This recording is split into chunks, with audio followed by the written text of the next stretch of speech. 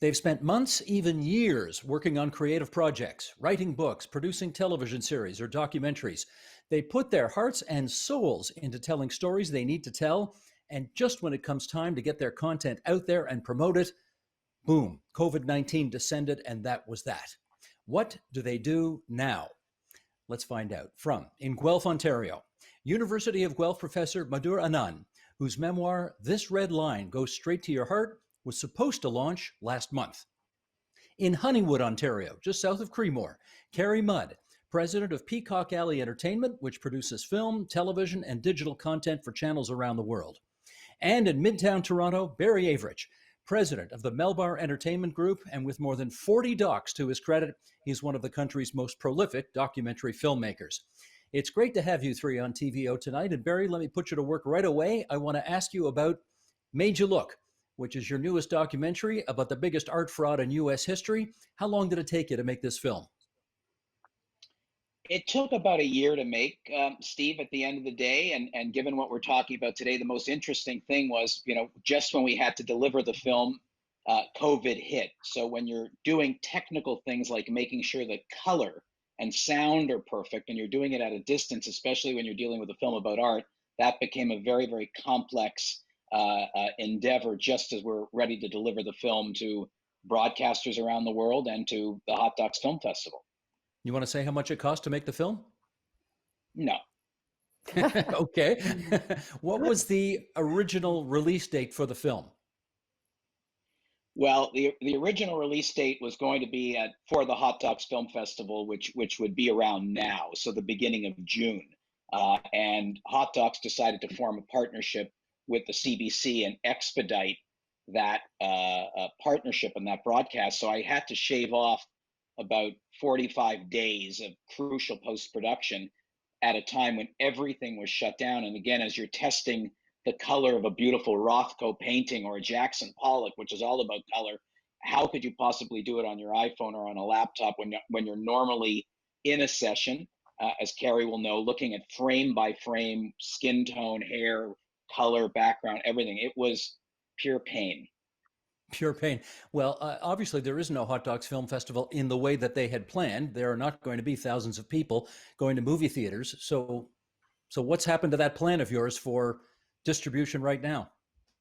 Well, we had our world premiere in a partnership with CBC and Hot Docs, and we had a fantastic tune-in in that sort of novel partnership. And then Hot Docs launched their film festival a couple of days ago, and they've got phenomenal reception. As most film festivals of the world have gone virtual, so has Hot Docs, and the tune-in has been spectacular. The feedback has been great. Next Tuesday, we're doing a panel with the New York Times, myself, and other art fraud experts, and we'll debate the film and debate the issues. So the show goes on, as you know.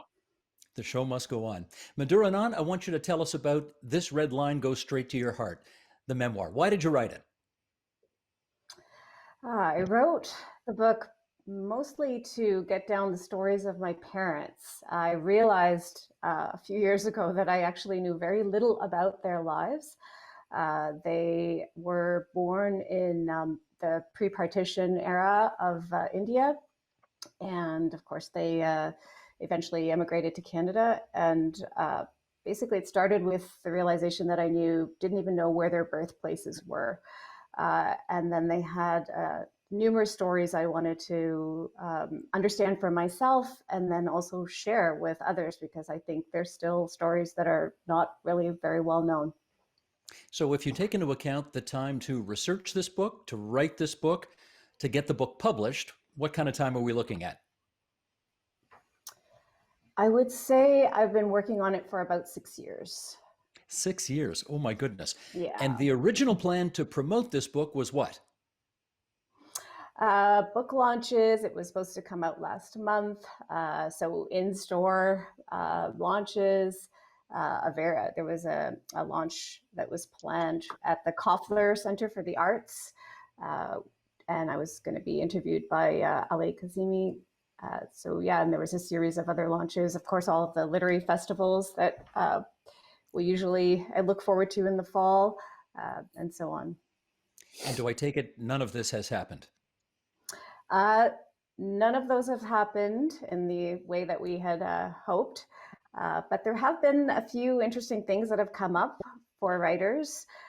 Fortunately, I think the industry and publishers and everybody have been really, really supportive of authors. There's been something called the Canada Perform series that was organized by the National Arts Council. So I did one of those last week. It's very different from doing a reading in front of a live audience, and there's no book signings involved, but I did do a Facebook Live video for that, and lots of people attended live, and then I see now that there's like, I don't know, 1.7K views. So in a sense, the audience is even broader. Okay, well, that's a silver lining to look at that cloud. Very good. Carrie Mudd, let's get your story here. You did a piece called Tiny Pretty Things. That's your series for Netflix. Tell us about that. Where's it at? We were really lucky that we had wrapped production. So we were in post, but much to sort of jump off from where Barry left off, our big issue was post-production.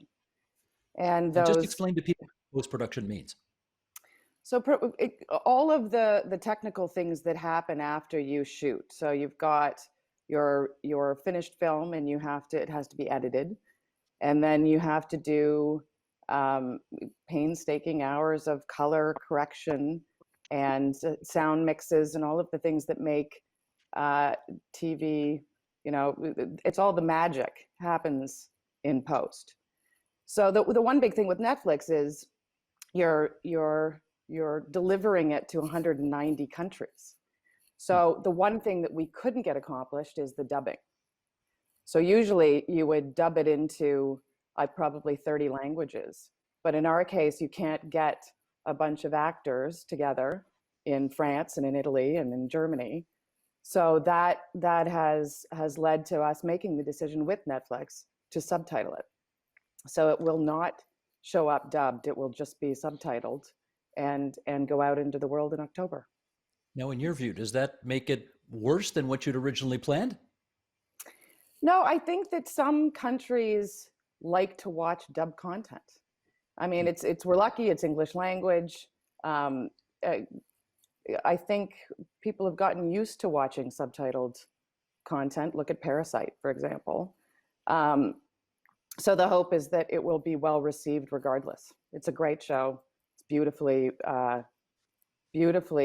put together. We just weren't able to do some of the things in post that we regularly would have done, but I don't think it's taken anything away from it. Parasite, just to remind everybody, was the Academy Award winner for Best Picture last year. And yes, a South Korean movie, all with subtitles. Tell us about what series or shows you may have in the hopper right now and what the status of them is because of this pandemic. I think we work across several different genres. The one thing that we're most excited about right now is that we're waiting to be able to shoot Jensplaining, our second season of our health and wellness show for CBC, with a gynecologist called Dr. Jennifer Gunter, who talks about sexuality and women's health and wellness. The one big barrier here is that she lives in San Francisco. So until the borders open up. She's Canadian, though, isn't she? She's Canadian. She's from Manitoba, but she's lived in San Francisco for, I think, the last 15 years. Mm-hmm. And, she's a frontline worker. She's very vocal and doing extraordinary things. The TV show should be, somewhere down the priority list for her. But it's also important that this information is out in the world. There's not a ton of women-focused, science shows. And it was one of the highest rated shows on CBC Gem last year, which is something to be super proud of given the content. So we're just like, fingers crossed that she can fly here someday soon or drive. We had her on the agenda last year, and she's absolutely terrific. So yes, I hope you do manage to get that together. Barry, as I get you back into this conversation, let's point out to our viewers who may be wondering what's going on with your background. We were losing your signal a bit, so you have changed locations in that wonderful home of yours. We've got a new, beautiful background to look at. And Tell us now about the next thing that you're working on. The Toronto funny guy, Howie Mandel. You're in the throes of doing a doc on him. Where's that at? Well, we were right in the middle of shooting the film, and of course, COVID-19 hit. And of course, the great irony is you're doing a film about Howie Mandel, the ultimate germaphobe, and you have to stop shooting, and yet we had to finish the film. So we began by using, shooting via Zoom, and I wasn't wild about the quality, and it was fun in the beginning because it made sense given the times. And then I basically went back to Howie and said, if I could send a crew in with a hazmat suit and be 192 feet away with you with Zoom, with boom mics and all kinds of other technology, would you be open to finishing this film? And shockingly, he said yes. So we were able to go into a hermetically sealed location, literally the day before, and pre-light and load everything in without anybody, and everybody socially distancing. And then Howie came in, and we finished the film. And so we're now in post-production. I hate not sitting next to an editor, frame by frame, second by second. It's painful for me, but we're making progress, and we'll deliver that film soon. And I think you're going to see a side of Howie you've never seen before. Pretty Well, amazing. we're going to see some of it right now. If I can ask Tony Burke, our director here, how about we roll a snippet of the upcoming documentary? Here we go. He is a legend in the comedy game, the movie game, the judging game, the TV game. Put your hands together. Give him a standing O for Howie Mandel.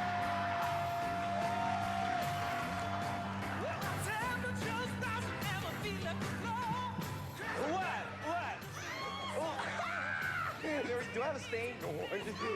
Can I say hi to somebody? Sure. Hi. Howie is hysterical and a little nutty at the same time. Do you worry, though, as the filmmaker here, Barry, that you're at the end of the day not going to have the kind of finished product that you might otherwise have had you been in the edit suite, had you been able to do things the way you wanted to in the first place? I am not worried about compromising the project one way or another. And I think Carrie would be on the same page, and even Madhur writing a book. I mean, you just make sure you go the distance. You cannot isolate talent. You can't isolate your imagination. You spend, in fact, more time making things better. In fact, with Made You Look, I reserved the right, after we had done the first color correction, to go back in and do it 2 more times to make sure that everything is even better. And I've never had that in close to 50 documentaries. So this will not slow me down. I think in the industry, we're continuing to pitch. We're continuing to find ways to be creative and shoot as the world opens up. And I think, if anything, we've built phenomenal audiences for our products, because this decade of distraction we lived in suddenly came to a stop, and people had to watch and consume content. So I think there are opportunities. Well, I'm going to use my moderator's prerogative here to play Dr. Doom. And Carrie, I want to know how in heaven's name do you shoot new series and practice physical distancing protocols all at the same time? We've spent an exorbitant amount of time creating these safety and health and safety protocols. We've done it collaboratively with Netflix. We've done it with CBC Gem, with Crave, trying to figure out how to do second seasons of the shows that a year ago we could shoot, free and clear of any protocols. I think that the good news is that these shows were really big in some cases. You've got 225 people on set. We can think of ways to sort of scale that down. But until the Ontario government sort of releases their protocols, we have to wrap our guidelines around those. So we need more information to be able to move forward, but it could be pretty devastating for the industry. We are making this. Last year we shot a show called New Eden in North Bay, and we were pretty isolated. It would have been the perfect show to shoot in COVID. You're in the middle of nowhere shooting a true crime comedy about a failed feminist cult. It's the perfect thing to to do in isolation. But season 2, you know, we're waiting. It's a great time to write. It's a great time to develop. But it's a stressful time for everybody involved, whether you are a grip or a writer or a director or a producer, because there's so much unknown at this point. But just to be clear, you're not shooting anything right now, is that right? We are not shooting anything. We are gearing up. We're shooting the Bruce MacArthur story, which is gearing up to start at the end of June. So I think if we can get 5 people together that can socially distance, and we can do it safely and within the protocol, I think we'll be fine, because most of those are interviews. We can set up cameras and then leave the room. We've thought, I think, of everything at this point. We can sanitize, we can wear masks, but I think, yeah, we're all becoming more inventive. You know, for so long we were just hustling to keep all the doors open, whether it's in Canada or in the US. And this is a time to plan and to be more thoughtful, I think, about the way that we're going to move ahead in this business, both from an industry standpoint and then operationally from show to show. Now, Madhur, I can't ask you to show a clip from something you're working on, but I can ask you to read an excerpt from the book that you've just written. Would you favor us with an excerpt? I would love to. Thank you so much. So what I can also do, I hope, is show you the book, because I do have an advanced reading copy here. Beautiful cover. Thank you. So I'm going to explain that it's an interesting design because there's 2 sides. So as I mentioned, one half follows the stories of my parents and it alternates in their voices. But then as you sort of get to the middle of the book, you have to flip it over. Oh, wow. That's And gorgeous. Thank you. I think so too. They did an amazing job. So the second half with this side here is all in my voice, which is very different from my parents' voice. So I'm going to read you a little tiny clip from that side. Sure. And so just remember that this was written before the pandemic, but I'm going to read you a section that is quite long. It's called Meditations on a Virus, a different virus, you'll see. And I'll just read you a small excerpt from that. A virus is measured in 1/billionth of a meter units. The odds of winning some lotteries are this much. I look up virus in the dictionary and it says countable and uncountable. Then I look up countable and uncountable. Some nouns that can be countable and uncountable: advice, information, food, money, evidence. Ralph Waldo Emerson wrote, "All the facts of natural history taken by themselves have no value, but marry it to human history and it is full of life. There are 2 sounds that will haunt me when they are gone: my mother's bangles and my father's limp." The poliovirus has the shape of an icosahedral, which looks like a sphere, but in fact is a shape made from equilateral triangles, like a soccer ball, which I cannot recall my father ever kicking, or any ball. Some viruses have envelopes. Some letters are best left unopened. Now my mother is on the phone telling me to get my flu shot. Because she's a good mother and that's what her children should do. Okay, a couple of follow-ups from there. Thank you. Icosahedral. I've never seen or heard that word before. What is that? It's a shape. It's a geometric shape. There's lots of them, Steve. How did you know that word? Did you have to look that up, or did you know that word? So remember that I'm also a scientist. Oh yeah, there's that. So it's not that I know everything, but there's a lot of scientific content in the book. There's a lot of physics actually that I refer to. So I use the language of science quite a bit. Now, as you point out, you wrote that pre-COVID-19 pandemic. That is Correct. eerily prescient of you to go down this road. What were you thinking? Why do you think you did that? Uh, you know, I was just following the story that I felt needed to be told. And, there are many viruses, right? There are many viruses that plague society, real and metaphorical. And so this one, I mean, it was part of my family story, my family history, because my father did get childhood polio, and it really shaped his life in many ways. And it was really my attempt to understand that. But then, because I'm a poet and a scientist, I wanted to kind of explore the concept of a virus more broadly. And I think that's where then we can really see the relationship to the current pandemic. I do want to explore the area of disappointment with the three of you. And Professor, I'll start with you first, because you told us you spent 6 years on this project. You've obviously put your heart and soul into it. You intended to have it come out last month. That couldn't happen. The plans for literary festivals and everything else are very much up in the air right now. I really want to know how disappointing this whole thing is, and the timing of this pandemic for this project for you.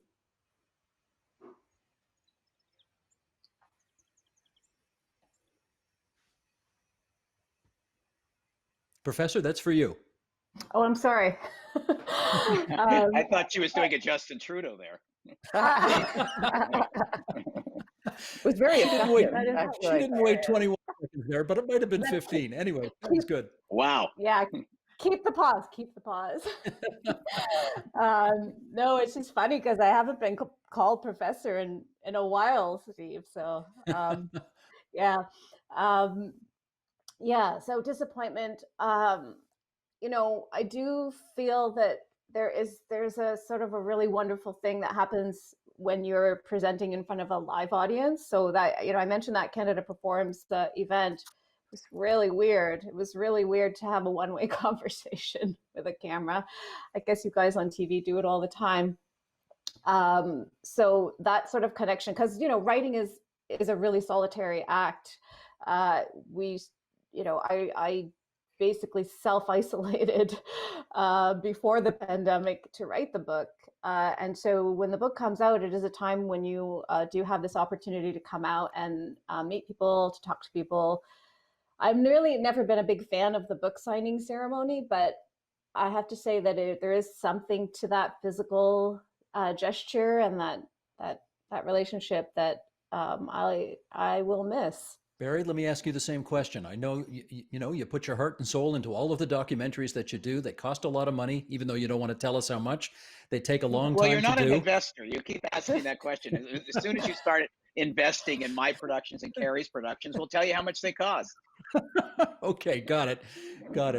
But you can't do business now the way you always did and the way you might want to. And I really want to know how disappointing that is for you.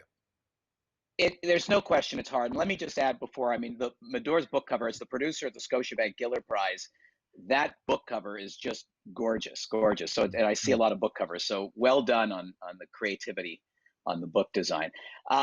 It's hard, Steve, because I think, as Carrie will know, when you're releasing films for now, the television world, you do get feedback in terms of the media and press and fans that write and people that don't like your project, they'll write on that end of it. But going to a film festival with a film, which we hope to do with Made You Look, is the ultimate validation, because you're there with a live audience. You're getting real-time feedback, good and bad, to your film. And so missing that for Made You Look in terms of releasing it at film festivals in Toronto in the United States and elsewhere where we were invited was a tough and bitter pill to swallow on that end of it. I'm so in favor of indie film theaters and continuing with exhibition, that I will release Made You Look on a limited theatrical basis in the fall. And if 7 people come and socially distanced, so be it. But it is hard to miss a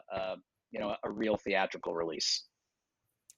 I don't want to overdo it here, since I'm not an investor in your efforts.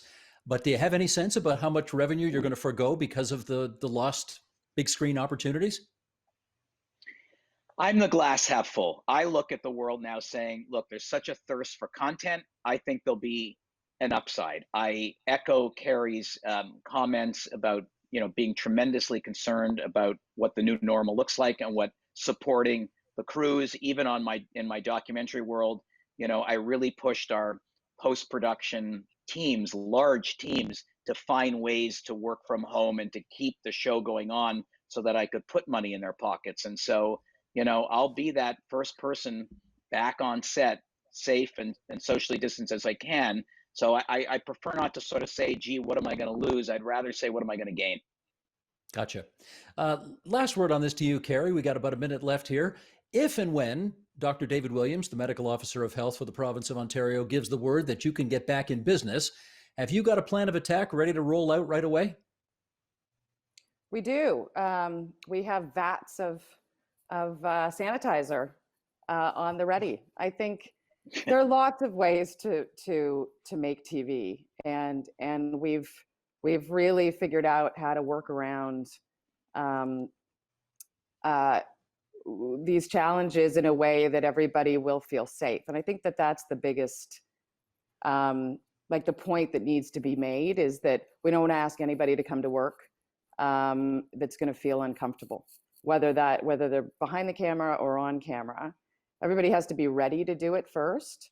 But I think whether it's the sound guy or our camera guys, like they've been proactive and come to us with their plans about their equipment, how to sanitize it, how to get in front of this. And that's what makes me most excited. I think everybody just wants to get back to work. I mean, that's what we're all excited about, is all being, whether we can be together, nobody's hugging anytime soon. Sets are big on hugging, and we won't clearly be doing that. People might need to do their own hair and makeup, like me, sadly.